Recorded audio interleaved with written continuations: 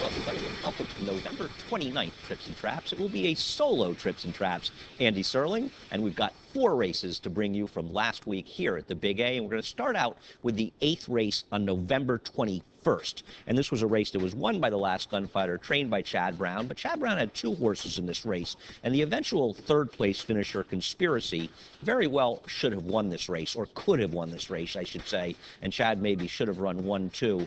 Both of these horses, the last gunfighter who wins and Conspiracy, were coming off of maiden wins for Chad. Now, Conspiracy hadn't run since Saratoga, and in his first start on the dirt, he won a 1.125 mile race. And in that race, he took advantage of a pretty swift pace, and he got a very good trip and ride by Ramon Dominguez. He was turning back to a mile, as you can see, for this race. And listen, he got the pace he needed up front.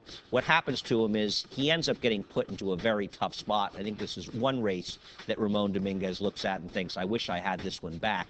He's sitting in the 2 path, as you can see here. Now, the field is going to kind of bunch ahead of him, but Ramon will still sit relatively chilly on Conspiracy in those pink silks towards the back.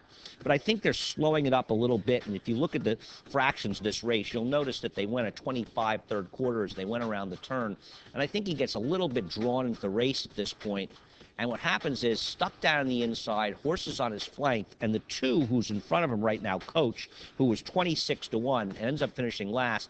You'll see he's just backing up into the face of Conspiracy, and Conspiracy went from about 1.5 lengths behind to being a good 4 lengths behind, and by the time he can get outside that rival and into the 2 path, you can see he's lost about 3 to 4 lengths of position, and at that point the race is over. And he's also not running against slouches. Big Business had been running one fast race after another for trainer David Jacobson, and the last gunfighter got the good trip, but he improved too and ran very well. But you have a feeling Conspiracy was now in between horses, and actually these horses are kind of drifting a little bit. Under the left-hand whip on Conspiracy, he actually sort of bumps into and herds out this hard land as well, and he just wasn't clear in the stretch. He lost that early position, and if things were a little bit different here, he would have won. Now, he probably would have won with a good trip and good setup, and perhaps this horse is going to Florida, maybe staying here for the winter, I don't know. But I think Conspiracy in a fairly run race is a horse that will run much better the next time he runs. He's clearly better than his 3rd place finish.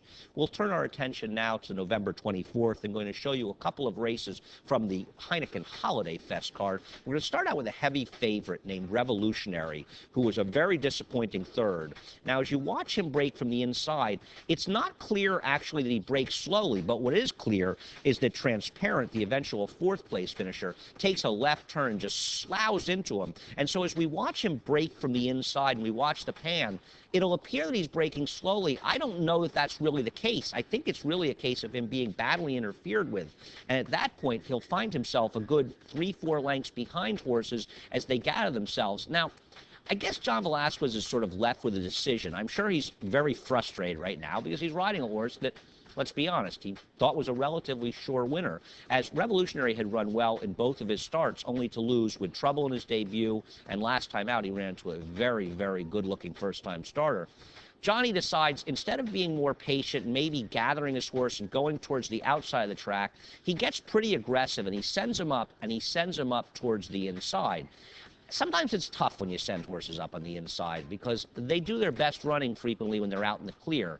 Now, I heard Johnny make some comments later in a race we'll actually show after Demoiselle. He thought the inside was deeper. There's absolutely no evidence based on the results of Saturday's card that the inside was deeper. It may have been a bit of his frustration with Revolutionary that he thought being down the inside may have hampered his chances. And I think that's the case. I don't think, though, it's because the inside was deeper. I just think this horse was not happy trying to rally inside of horses. And you can see Johnny's working pretty hard on him at this point, and he's not really responding. Maybe it's being inside of horses. Maybe he had to do too much after the start. Maybe Revolutionary is one of these horses that's just not moving forward from his first 2 races. His first race got slouched at the start, eliminated the break, fast pace, made a big run at the end, probably should have won. His second start, as I said, he was just unlucky, but he ran a very fast buyer. This race, it was not a particularly fast race. He had that trouble to start, but even with the trouble, considering it wasn't that fast a race, and you see him down the inside, I have to think this is a disappointing effort. And you have to wonder, what is Todd Pletcher going to do with a horse that they had to have some very high hopes for and thought maybe one of their better 2-year-olds? Is he going to look to break his maiden pretty early at Gulfstream and think about those stake races we head towards the Triple Crown, or will they regroup? I'm a little bit against Revolutionary going forward, to be honest. I know the trip didn't work out. I know he had the trouble at the start. He was down on the inside. But I'm beginning to wonder if this race was still a step backwards for him, and if we haven't already seen his best races. I imagine he'll be at Gulfstream Park. I'll be looking to bet against Revolutionary, a bit of a trip or not. Now we'll look at a race that had really interesting riding, as John Velazquez, who's riding the one horse, really used his advantage in here of his speed on the eventual winner, Unlimited Budget, in our Demoiselle.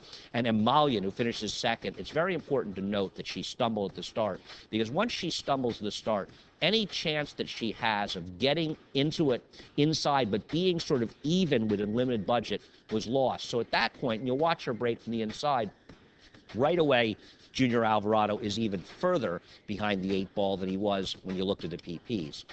Unlimited Budget, the eventual winner, that horse for John Velazquez, she had more tactical speed, and Johnny uses it to her advantage, and he puts Junior in a position, and we're going to see it when we watch, after we watch this race, we're going to watch some of the head-on in the backstretch. As we head in the backstretch, Johnny's in about the 1.5 to 2 path. Junior Alvarado's right on the rail of the EMOLLIENT. He's being kept into a sort of a package there at this point. But as they go down the backstretch, and you can't really see it as clearly on the pan, but you'll see it in the head-on, John Velazquez will sort of herd the other horses out. He opens up a hole 3-4 paths wide, and you can't see it now, but you'll see it. He opens it 3 or 4 paths wide for EMOLLIENT, and you see that Junior's just basically sitting on this horse.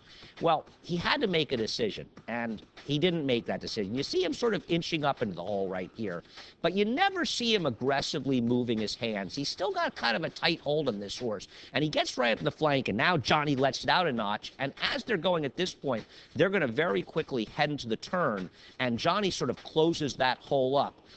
It was a situation that's very easy in hindsight to say maybe Junior should have sent EMOLLIENT much harder, and you can see as they head into the break right there, they get kind of tight. Maybe he's supposed to send him harder, make Johnny commit with Unlimited Budget. Listen, Junior Alvarado is between a rock and a hard place the entire time on this horse, especially once she stumbled at the start. But Johnny played his advantage as perfectly as you can. And then to make matters worse, as we're turning for home, and he's finally able to get a little off the rail, even though he's a horse in his flank, and he gets outside of him, Johnny actually takes a little bit of a right turn here and herds right in there and sort of, you can't really see it in the pan, but he's kind of intimidating EMOLLIENT even more. And every single advantage that Unlimited Budget had was used perfectly by John Velazquez. And this was a Hall of Fame ride by a Hall of Fame rider. And Junior Alvarado, listen, I don't know that there's anything he really could have done other than perhaps making a much sharper, aggressive move down the backstretch. But I think coming out of it, listen, he's a very talented young rider, and it's a bit of a learning experience. And as you watch Unlimited Budget in the front and EMOLLIENT right behind her, you're going to see Johnny. He's going to herd these other horses out, and he knows what he's doing. He's got a big hole. So what is Junior going to do here? Because they're way off the rail. He could have asserted himself. He didn't. Listen, it's all 20/20 hindsight, and maybe Unlimited Budget was going to win anyway, but EMOLLIENT certainly never had the fairest chance. These are two okay fillies. I imagine we're going to see them meeting in some big races down the road, and I'll be interested in what happens. I think EMOLLIENT's the better filly. But you know what? Unlimited Budget is lightly raced as well, and she's always going to have her speed as a tactical advantage. But EMOLLIENT can and probably will turn the tables down the road. I look forward to seeing these two good horses meeting again. We will look at one more race before we finish up Trips and Traps, and this is the 7th race from November 25th. The first thing I want to show you is the head-on of the start. La Bella Valeria, she will stumble as bad as you can, and then she gets slammed after that, right down to her nose, and you're going to see it in the pan. I mean, this horse really, it's amazing that she wins this race. As you see the pan, and she'll stumble, drop back, pretty much out of the race. Also want to talk about Warrior Marie, because Warrior Marie, the 4th place finisher, she should have been the horse that was able to take advantage of the trouble that La Bella Valeria had and actually win this race. She would have been second best, and it's funny, I had bet Warrior Marie, and once I saw the head-on and I realized everything that happened, you can't be that frustrated because La Bella Valeria was so much the best in this race, it's ridiculous, because not only does she have that bad start, you're going to see him in the stretch. She is very, very tight down on the rail and comes through very tight quarters. Now, this is a situation with Kay Barcoa, the apprentice rider who's riding Warrior Marie, another learning experience. You know, he's caught between a rock and a hard place. He's between horses. He's trying to find some sort of position here. There's a split second, and once again, it's all in retrospect, where perhaps when he gets back here, he could have found a way to get to the outside and get clear, and had he done that, he may have won the race. He didn't do it. Here's La Bella Valeria down there. Here he is, Warrior Marie between horses, and she is never able to find a seam. The winner, the second place finisher, Drinks Now, is in front. It's not that different than what John Velasquez was doing in the prior race. Joel Rosario is sort of going back and forth a little bit, and he's keeping her at bay. Now she ducks down on the inside. If she had stayed towards the outside, maybe she could have got that hole. Then the 10 comes over a little more. Down on the rail, La Bella Valeria comes through that very tight hole. A terrific rail skimming ride with Edgar Prado. Warrior Marie, maybe this was the time to have her, but I think that this was a good spot for her, and perhaps next time she'll get another situation and we can bet her back. Hate to bet a horse back at 8-1 that'll be sure the next time. La Bella Valeria, I don't know if she can run back to this performance, but if she steps it up and she meets a field that's not too tough, she's pretty darn good after this race, just her third effort. Anyway, can always use your help on Trips and Traps. It's Trips and Traps at NYRAInc.com. Thanks a lot for watching.